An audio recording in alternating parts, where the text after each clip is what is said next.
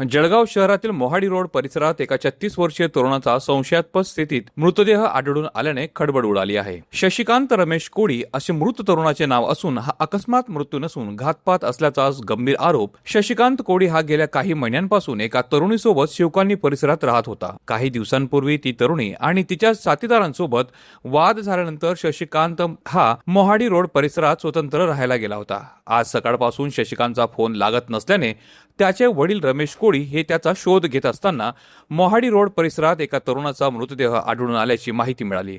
घटनास्थळी पोहोचल्यानंतर तो मृतदेह शशिकांतचाच असल्याचे स्पष्ट झाले आहे। त्याला शासकीय वैद्यकीय महाविद्यालयात नेण्यात आले, मात्र डॉक्टरांनी त्याला मृत घोषित केले।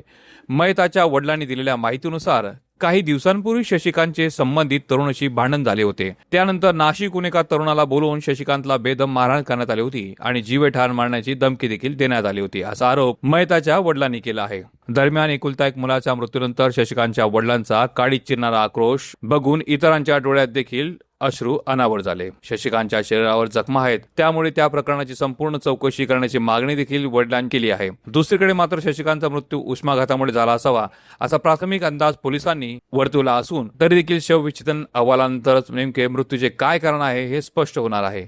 साक्षीदार न्यूज, जळगाव। माझ्या मुलासोबत ती एक नाशिकवरून आलेली पोरगी ती राहत होती। त्यांनी शिवकालनीमध्ये रूम केला, ते रूम सुद्धा त्या मुलीच्याच नावावर होतं। माझा मुलगा नेहमी तिला 1 महिन्याचं भाडं देऊन टाकायचा किंवा रूम मालकाला भाडं देऊन टाकायचं, पण तिने 15,000 रुपये दिले असल्यावर ते तिने 4,000 त्या रूम मालकाला दिलेले होते। मग मला मंगळवार का सोमवार असा दिवस होता आता मागच्या आठवड्यात, तर मला फोन आले रात्री, मला म्हणे नाशिकहून पोरगा आलेला आहे म्हणे, त्यासोबत हे मला मारहाण करताय। मग म्हटलं बाबा तू नीट राहा, पोलीस स्टेशनला कंप्लेंट कर। मग त्याने पोलीस स्टेशनला गाडी बोलवली, त्याने फोनवरून।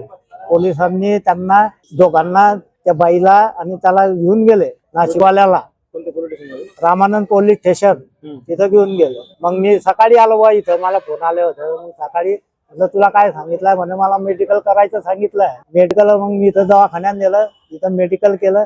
त्यांनी एक चिठ्ठी दिली, ते पोलीस स्टेशनला नेली। पोलीस स्टेशनला त्यांनी फॉर्म लिहून दिला आम्हाला, म्हणे जा म्हणे तुला काय करायचं, तिला सामान काय आहे काही नाही, तुला द्यायचं असेल दे, नको देऊ ते बघतील म्हणे त्यांचं। आजचे आम्ही त्या सकाळचे फोन लावतोय, तो फोन लागत होते पण फोन उचलत नव्हता। मग मी ज्याच्याकडे कामाला होता त्या मालकाला फोन लावले, तो म्हणे 8:30-9ला माझ्याकडे कामाला येत होतो, श्री पॉइंट आहे असं त्याचं। मग त्यांचे फोन आले, म्हणे माझे पण फोन उचलत नाही म्हणे तो। मग आम्ही म्हटलं फोन उचलत नाही तर कुठं आहे काय नाही, आम्ही शोधायला इकडे आलो। इथं आल्यावर आम्ही 2 रूम मालकाला विचारलं, म्हटलं पोरगा होता म्हणे, सकाळी होता का काय म्हणे, आम्ही काही तेवढं बघत नाही या पोराला, केव्हा जाता केव्हा येता, तर असेल म्हणे। मग तिकडे त्या मेस कुठं लावली होती तिकडे बी गेले, पण ते आम्हाला मेस सापडली नाही। एक टायमाची मेस लावलेली होती, ते मेस सापडली नाही आम्हाला। मग आम्ही इकडे तिकडे 2-3 लोकांना म्हटलं असा पोरगा आहे म्हटलं, दिसायला चहा प्यात होते त्या ठिकाणी, त्या डी मार्केटच्या पुढं। तिथं विचारलं, म्हणे बा तसं मला लक्षात येत नाहीये। मग म्हटलं बा इथं कोणी देशी दारूचे दुकानं असतील का म्हटलं, ना जाणे म्हटलं एखाद्या टायमाला पोरगा, तर काही नाही तिथं बी काही नाही। मग एका माणसाला विचारलं, म्हटलं दुकान कुठं आहे, तर म्हटलं मग असा मुलगा आहे म्हटलं, माझा मुलगाचा फोन लागतोय पण तो उचलत नाही। म्हणून त्या माणसाने टायर पंक्चरवाल्यानं आम्हाला सांगितलं एक पोरगा पडलेला आहे म्हणे, तिथं लोकांची गर्दी आहे, तिथं जा म्हणे पहा म्हणे। तिथं बघितलं तर माझाच मुलगा दिसाला। माझा आरोप म्हणजे ह्या लोकांनी ज्या दिवशी याला रात्री मारहाण करून पोलीस स्टेशनला जमा, मला यांच्यावर संशय आहे, कारण ते बोलले होते त्या टायमाला की तुझं मर्डर करून टाकू। हा जखमा आहे ना मृत्यूच्या मागणी, त्याला न्याय मिळावा माझ्या मुलाला। कोणी मला चौकशी करायची, त्याची तपास करायचा। शशिकांत रमेश कोळी, ड्रायव्हर।